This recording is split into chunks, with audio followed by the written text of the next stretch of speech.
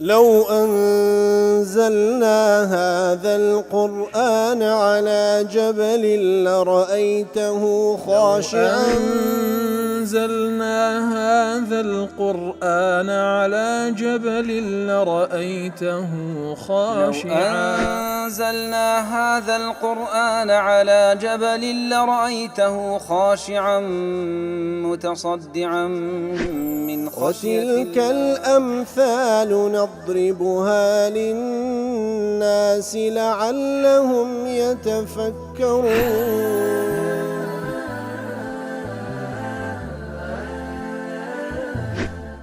الحمد لله والصلاة والسلام على رسول الله وعلى آله وصحبه ومن والاه. السلام عليكم ورحمة الله. بەڕێزان خۆشحاڵم لەوانەی 1261 لە وانەکانی تەفسیری قورئانی پیرۆز بێم و خزمەتتان بە مەبەستی ڕەزامەندی رب العالمین و هیوادارم ئێوەی ئازیز سوودی لێ وەربگرن. أعوذ بالله من الشيطان الرجيم. بسم الله الرحمن الرحيم. قال رب السجن أحب إلي مما يدعونني إليه وإلا تصرف عني كيدهن أصب إليهن وأكن من الجاهلين. بەڵێ خۆشەویستان، لە دوای ئەوەی وەکو لە ئاەتەکانی پێشووتر خی گەورە باسی کرد کاتێکەوە خێزانی عەزیزی میسر کە گوێی لە قسەی ئافرەتەکانی هاوشێوەی خۆی بوو کە ئافرەتانی گەورە پیاوانی میسر باسی ئیمرەئەتول عەزیزیان دەکرد کەوا بە چ شێوەیەک عشقی ئەو غولامەی خۆی بوو و هەوڵی دا کارێکوای لەگەڵ ئەنجام بدا. ئیتر ئەویش زیافەت و میوانداری کردن و هەروەها جێگایەکی لۆ ئامادەکردن و چەقوویدا دەستیان خواردین لە پێشیاندانە و چەقوویدا دەستیان و لەو حاڵەتەی فەرمانی بە یوسف کرد عەلەیهی السەڵات وەسەلام کە بستە ژوورێ بیبینن. کاتێکەوە بینیان ئیتر لەبەر سەرسامیان بە جوانیکەی یوسف دەستی خۆیان بڕی و ئیتر گوتیان حاشا لله ئەو بەشەر نییە بەڵکو مەلایکەتەکی بەڕێزە. ئیتر لەوێن دەرێ ئەو ئافرەتە ئیمرەئەتول عەزیز بەبێ شەرمانە ئیعتراف دەکات کە بەڵێ ئەوەیە کە ئەنگۆلۆمەی من دەکەن دەربارەی ئەو و ئەگەر بێت و گوێڕایەلیشم نەکە لە جاری داهاتوو کە داوای لێ دەکەم ئەو کارە ئەنجام بدە ئەوە تووشی سجن دێ و هەروەها دێتە ڕیزی ئەو کەسانی کەوە ڕیسوا دەکرێن. لە وەڵامدا یوسف عەلەیهی السەڵات وەسەلام دەفەرمی قال رب السجن أحب إلي مما يدعونني إليه. کەواتە ئەی پەروەردگارە سزن لام خۆشەویسترە لەو کاری ئەوان بانگم دەکەن لە بۆ ئەنجامدانی. ئیتر دیارە لە مناسبەی و ئاتە لەگەڵەوەی پێشتوەکو ڕازی ڕەحمەتی خوای دەڵێ لما علم يوسف أن القوى البشرية والطاقة الإنسانية لا تفي بحصول هذه العصمة القوية. ئیتر تەماشاکە ئێستا نەکەر ئیمرەئەتول عەزیز هەموو ئافرەتەکان داوای لێ دەکەن هیوا و ئاواتی ئەو ئافرەتەی بینی تەدی. ئیتر یوسفیش عەلەیهی السەڵات وەسەلام وەکو بەشەرێک کاتێکەوە دەزانی کەوە قووەت و هێز و توانای بەشەر ناکرێ لە خودی خۆی هەندە بەهێزبی بتوانی خۆی پارێز بەرامبەر بە ئەوهم ئیغراءاتانە لێ یوسف عەلەیهی السەڵات وەسەلام دیسان پەنا دەباتەوە لای ئەڵڵا تەعالا کاتێککە دەفەرمی رب السجن أحب إلي مما يدعونني إليه. واتە یوسف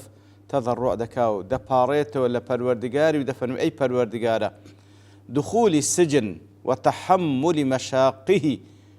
چونم لە بۆ سجن و هەروەها تحملی مەشەقەتەکانی سجن أفضل لدي وأهون مما يدعونني إليه من معصيتك. لای من باشترە بچمە سجن و تحملی مەشەقەتەکانی بکەم، لای من ئەوەیان باشترە و ئەهوەنترە و ئاسانترە لە من لە لای من لەوەی کەوا ئەوەی ئەوان بانگم دەکەن لە بۆ ئەوەی کەوا مەعسیەت و سەرپێچی توو بکەم ويراودونني عليه من الفاحشة کاتێکەوە داوام لێ دەکەن ئەو فاحشە و ئەو شتە ئەنجام بدەم ئەو کارە نابەجێیە. ابن عاشور دەڵێ وعبر عما عرضته المرأة بالموصولية. کەواتە لێرەدا کاتێکەوە یوسف عەلەیهی السەڵات وەسەلام دەفەرمی قال رب السجن أحب إلي مما يدعونني أو مما كماي موصولية لبرتس أو صليه هنايتوا لما في الصلة من الإيماء لبرو أو صلية إيماء إشارة تدا إلى كون المطلوب حالة هي مظنة الطواعية كواتا أوي إشارة تدا أو ما موصولة أو داواي دكا ياخذ أو آفرتان داواي دكن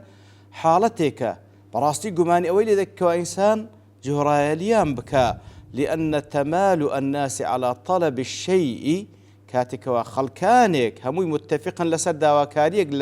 لا تداوا دكن هموي بيكو داواكاريك لداوا دكن من شأن أن يوطن نفس المطلوب للفعل كاتك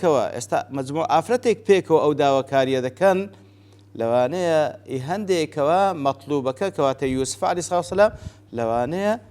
أويش لبويان وقبل رزامن ديني شام بدأ أجر توفيق خوي جور النبي فأظهر أن تمالؤهن على طلبهن منه امتثال أمر المرأة لم يفل من صارم عزمه على الممانعة كواتلير دا أو بديار دا كويكا هرسند أوان استا بكودنجي بهميان بيكوا داواي ليدكن كداواكاري امرأة العزيز زيب بلام أو لا نيته عزم ضلي خوي بهيج شويق آمادنية جوراليان بكاو هل ممتنعة وجعل ذلك تمهيدا لسؤال العصمة من الوقوع في شرك كيدهن كاتلير دالويا مما يدعونني إليه كاتك ودفن يا ربي خوا سزن لام خوشترا لو داوا كارياني أوي أوان ديكلمن كواتا أوا في شانداني ضعفي بشرية لبو خواي جور سبحانه وتعالى كاتك وان بكو دنجي دام ليتن احتمال أمنيج وكو بشريك بابلين نرمونياني ياخذ موافقين شام بدم بلام لقال أوش كاتك لخواي دا باريتو بلقي لسر الله ضلو درونو أوش تلايم مفروزة لخوم دما فناي الله تعالى بوي كوانكو مطوري أو كيد بيلاني أوي أوان داناي تولبو من فانتقل من ذكر الرضا بوعيدها إلى سؤال العصمة من كيدها كواتا ليردا رزامن دي أو نشان دكوا بهرشكان رازيم بتسمى سزن رازيم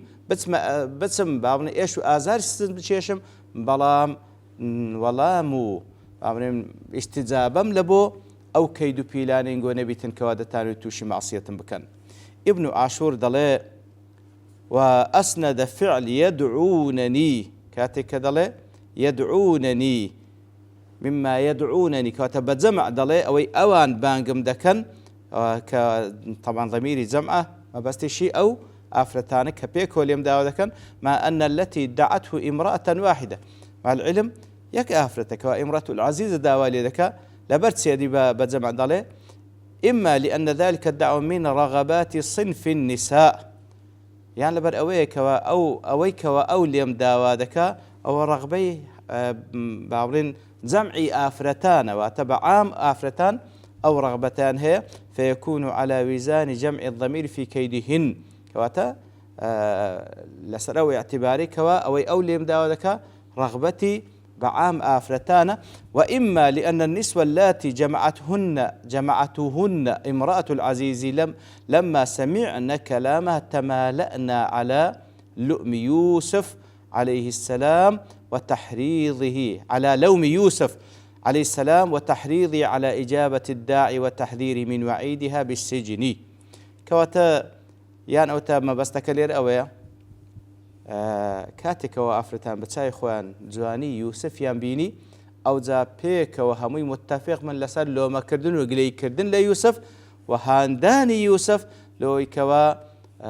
داوا كاريكي او افرتا جيب كاو اقاداري دكنو هرشي لي دكن اقرنا بو عقابي كوا توشي سجن دي كواتا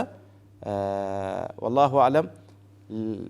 ما يدعونني بجمع كلمه او اعتباريه كوا أوانش همو داوان لذكر كداواكاري أو آفرتا جيب كأبي سعود دلي وقيل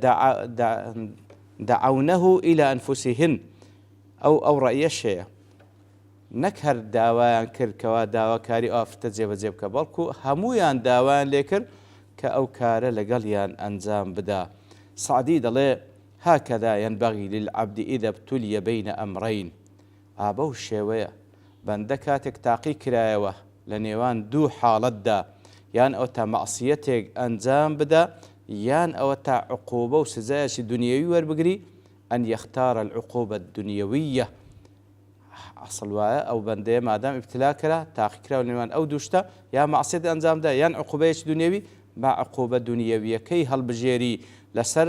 ئەوەی کەوا بچی گوناه و تاوانەکە ئەنجام بدە. لەبەرەوەی تا ئەنجامدانی گوناه و تاوان عقوبەی تونتری لەسەر دێ هەم لە دنیا هەم لە قیام لەلایەن خوای گەورە سبحانه وتعالى، بەڵام ئەوەی تریان ئەهوەنترە. ولهذا من علامات الإيمان يقل إنسان كان إيمان سيا أن يكره العبد أن يعود في الكفر بعد أن أنقذه الله من كواتا يقل نشان كان إيماني بندوك لحديد داهاتيا بينا خوش ببقريتونا وكفر لدواي أوي كوا أخواي قور نزاتي دايا كما يكره أن يلقى في النار. هل وكو بينا خوش فريدريتنا وآقر أو ها بينا خوش بزارشك بقريتونا وكفر يتربو الشوي بيوستا وكو أودله عقوبة دنيوية كهل بجيري نوق أنزام داني تاوانك. لا مجموع فتاوى ضلي ابن تيمية رحمة خوالبي من احتمل الهوان والأذى في طاعة الله على الكرامة والعز في معصية الله كما فعل يوسف عليه الصلاة والسلام وغيره من الأنبياء والصالحين. هركسك ئامادە بی تەحملی ئێش و ئازار بکە لە پێناوی تاعەتی خوای گەورە ئەوەی هەڵبژێری نەوەک مەعسیەتێک هەڵبژێر ئەگەر ظاهرەن ئەو مەعسیەتەش ڕێز لێنان و تەمکینیشی تێدا بیتن هەروەکو یوسف عەلەیهی سڵات وسەلام و غەیریویش لە پێغەمبەران عەلەیهی سڵات وسەلام کەواتە ئامادە بووینە لە پێناوی تاعەتی خوای گەورە تەحملی ئێش و ئازار بکەن نەوەک مەعسیەتێک هەڵبژێرن ئەگەرچی ئەو مەعسیەتە ظاهرەن باڵێ ڕێز لێنان و عزەتیشی تێدا لە بۆی بەڵام ئەویان لە پێناوی خوای گەورە ئێش و ئازارەکە هەڵبژێریتن لەو حاڵەتە كانت العاقبة له في الدنيا والآخرة. لمقابل دا خوای گەورە عاقبەتی چاکی لە دنیا و لە قیامەت پێدەبەخشی. عاقبەتی چاک لە دنیا و لە قیامەت پێی دەبەخشی. وكان ما حصل له من الأذى قد انقلب نعيما وسرورا. أو ئێش و ئازارێکەوە لە سزن ئەو هەڵی بژار لەسەر لە پێناوی تاعەتی خوای گەورە لە حەقی ویش زۆری پێنەچوو کەوا گۆڕا بەخۆشی و هەروەها بە شادومانی كما أن ما يحصل لأرباب الذنوب من التنعم بالذنوب ينقلب حزنا وثبورا. لمقابل دا أوي كوا گوناه و تاوان هەڵدەبژێریتن کە ظاهرا گوناه و تاوانەکە خۆشیەکی تێدا بەڵام لە نەتیجەدا ينقلب حزنا وثبورا هەڵدەگەڕێت و بابنی عاقبەتی گوناه و تاوان هەم لە دنیا و هەم لە قیامەتیش دەبیتە خەمناچی و خەفەتباری و ئێش و ئازار خوا پەناماندا. أبي حيان دەڵێ دەفەرمی أحب هنا كاتك ودفرمي قال ربي السجن أحب إلي مما يدعونني إليه. أحب لا من خۆشەویسترە دەڵێ ئەو أحب ليس على بابها من التفضيل بس لێرەدا بۆ مانایە نایەکەوە ئەویان خۆشەویستە بەڵام ئەویان خۆشەویسترە لأنه لم يحب ما يدعونه إليه قط. کاتمانای ئەوە نییە کە ئەوەی ئەوان لۆم بانگ ئەوان بانگم دەکەن لە بۆی لەو فاحشەیە لام خۆشەویستە بەڵام سزنەکەم لا خۆشەویسترە. دەڵێ نە لەبەرەوەی ئەسڵەن ئەوەی ئەوان بانجی دەکەن لە بۆ فاحشە لاوی قەت خۆشەویست نەبووە. وإنما هذا شران بەڵکو هەردووچی ناخۆشە بەنسبەتەوی فآثر أحد الشرين على الآخر. بەڵام تەمەشای کرد کامەی شەڕی ئەهوەنترە لەلایەنی ئیمانی و ئەویان هەڵدەبژێری. وإن كان في أحدهما مشقة وفي الآخر لذة. أجرتي ظاهرا سزنك مشقة تدا فاحشك لذتي تدا لكن لما يترتب على تلك اللذة من معصية الله وسوء العاقبة. بلام أويان دزاني أجرتي أو معصية لذتي تدا ظاهرا بلام عاقبتي زور خرابي لدواداده لم يخطر له ببال أصلا بخيال دانهات كوا أو كار أنزام بدا. ولما في الآخر من احتمال المشقة في ذات الله والصبر على النوائب وانتظار الفرج والحضور مع الله تعالى في كل وقت داعيا له في تخليصه آثره. بلام سزنك لبناي خوای گەورە سبحانه وتعالى تحمل كردني أو مشقة صبر قرتن لسر ناخۆشەکانی چاوەڕوان کردنی فرج و دەرگاکردنەوە لای خوای گەورەوە لەو حاڵتەی وا لە ئینسان دەکاتن لە هەموو لەحەزاتەکان لەگەڵ خوابی سبحانه وتعالى تاوەکو نەجاتی بدا ئیتر ئەوەی هەڵبژار